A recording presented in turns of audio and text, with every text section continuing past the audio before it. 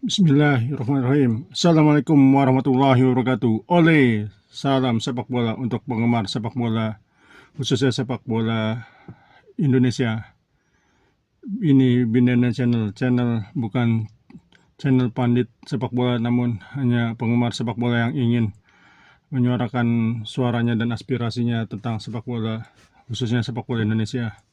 Kembali lagi di konten Bindaniel. Kali ini kita akan membahas BRI Super League pekan ke-32, di mana persaingan gelar juara masih tetap sengit.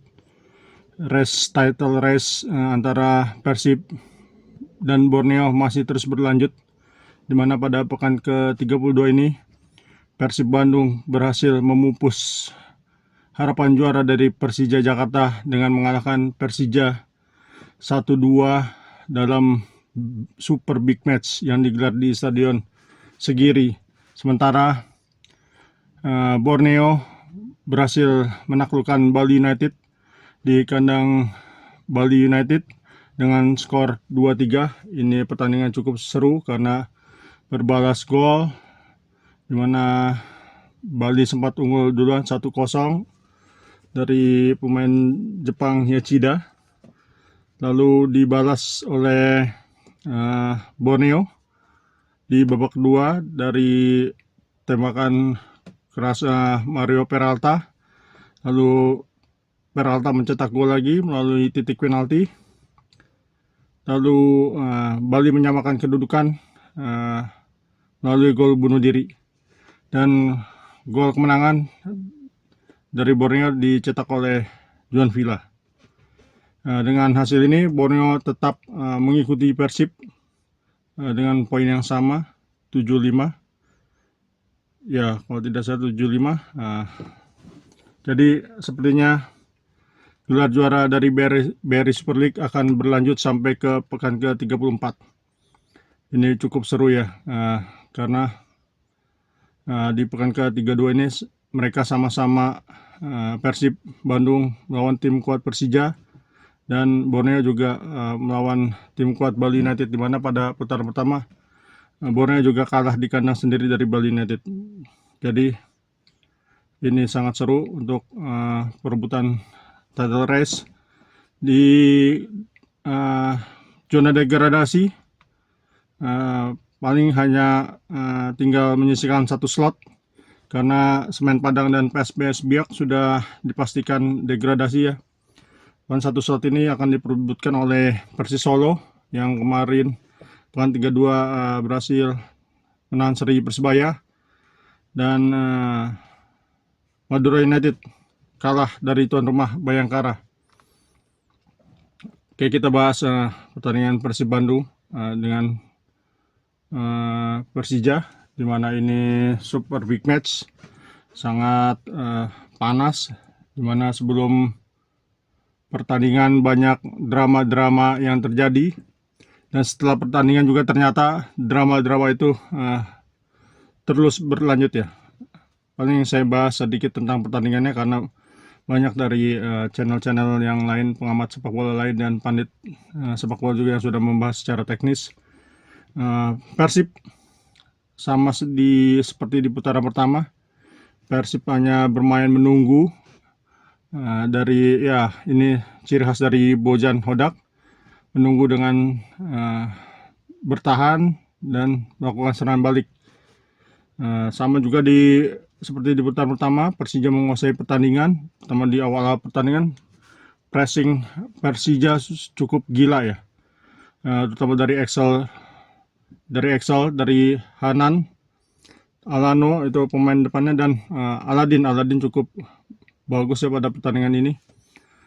Ini sempat membuat pemain-pemain Persib kewalahan, banyak salah passing, hanya bisa long ball. Sampai ke menit ke-19 ya, gol Aladin itu bagus sekali, berhasil mengecoh back Persib, terutama Kakang, sebelum menaklukkan Teja Pakualam. Setelah gol tersebut, Persib bangkit,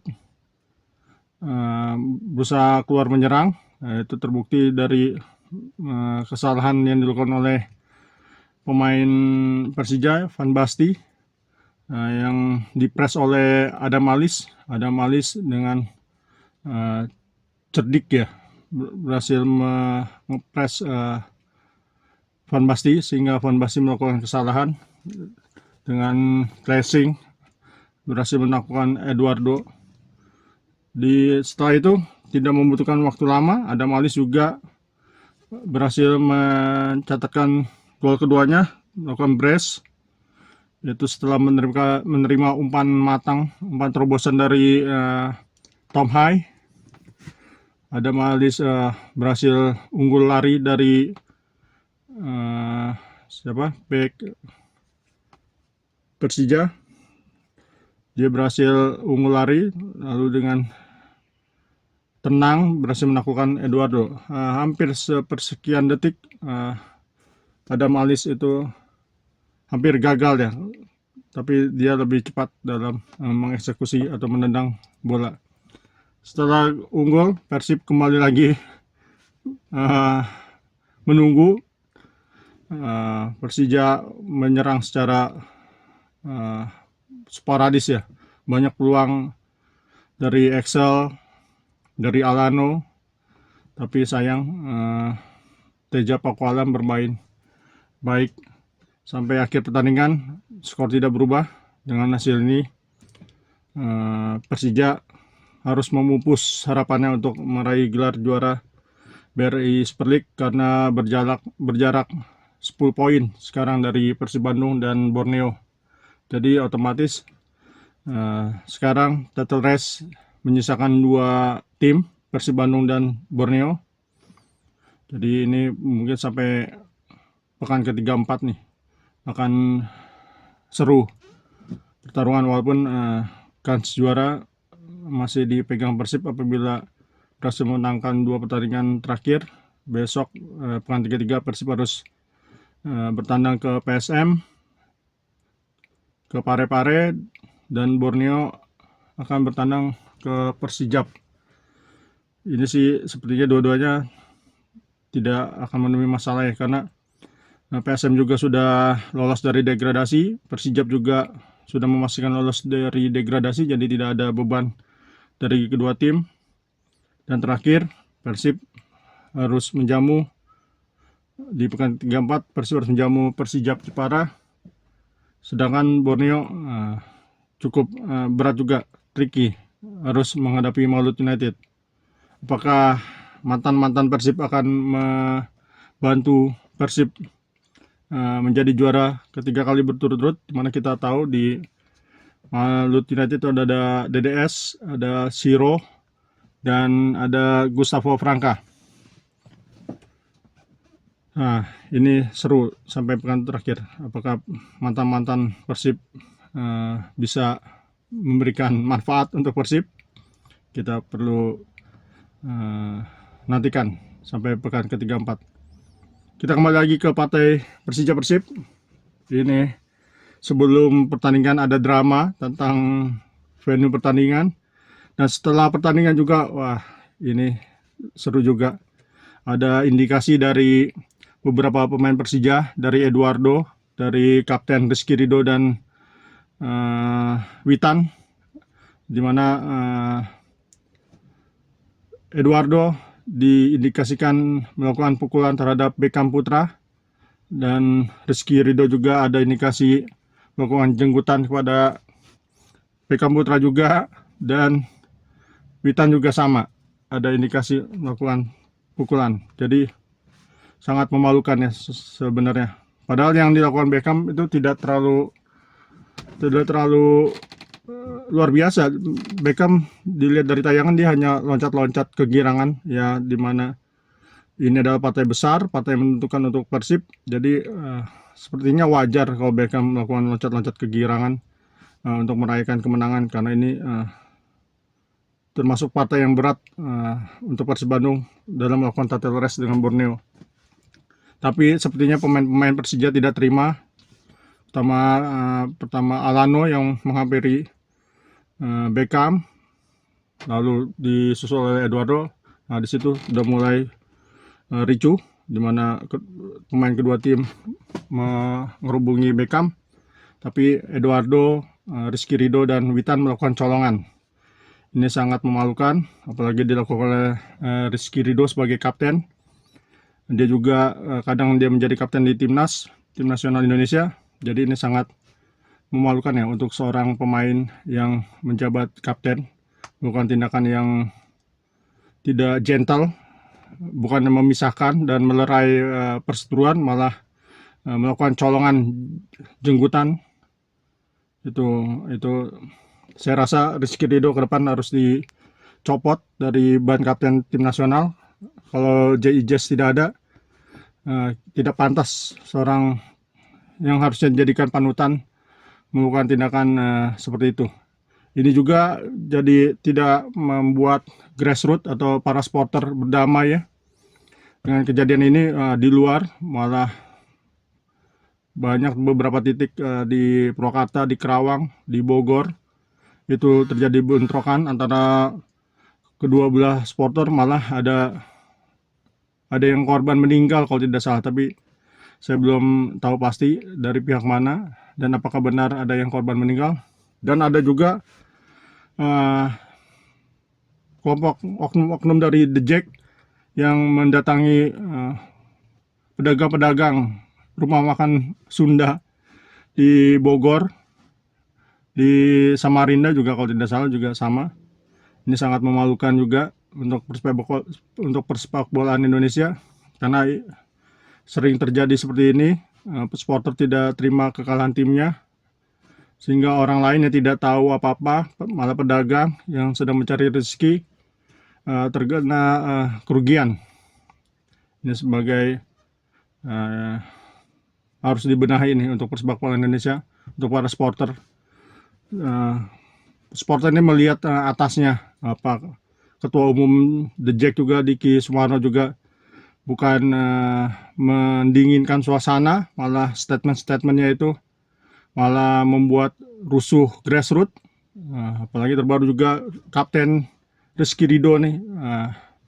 Sepertinya kalau dua orang ini masih menjabat sebagai Ketua Umum The Jack, Diki Sumarno dan Rizky Ridho masih menjadi kapten, kayaknya akan sulit nih perdamaian tercapai antara Bobotoh dan The Jackmania, terutama Viking dan The Jack. Jadi ini harus diselesaikan, carikan solusi. Kalau sampai ini terjadi terus ya bukan tidak mungkin izin dari kepolisian untuk pergelaran big match antara Persib dan Persija itu susah dikeluarkan. Apalagi Persija dalam 5 tahun terakhir tidak mendapatkan izin untuk menggelar pertandingan di Jakarta ya. Jadi ini seharusnya introspeksi untuk pihak Persija, manajemen Persija, ketua umum dari supporter Persija ini harus melakukan introspeksi. Jangan melakukan tindakan-tindakan konyol atau statement-statement konyol yang membuat panas di grassroots. Oke, itu aja. Jangan dibalas untuk para bobotoh apa yang dilakukan pemain Persija dan supporter Persija. Juga terjadi ada kekacauan ya di Bandara Sepingan Balikpapan ketika pemain-pemain Persib hendak pulang. Ada beberapa supporter Persija yang memancing lah, untuk memancing keributan, sehingga ada beberapa pemain Persib yang terpancing, sehingga ada sedikit kekacauan. Jadi mohon pada bobotoh, kita jangan balas, kita tunjukkan kita sudah beda kelas dengan supporter lain, jangan samanya, jangan dibalas dengan hal serupa. Kita tunjukkan dengan kreativitas dan dengan prestasi, karena kita menatap prestasi aja, mengawal Persib menjadi juara, dan kita fokus ke Asia aja. Jangan seperti ini, udah seperti primitif.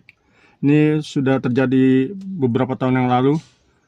Jangan ada korban lagi karena sepak bola, karena satu nyawa itu sangat mahal harganya, apalagi hanya karena sepak bola dan fanatisme yang buta.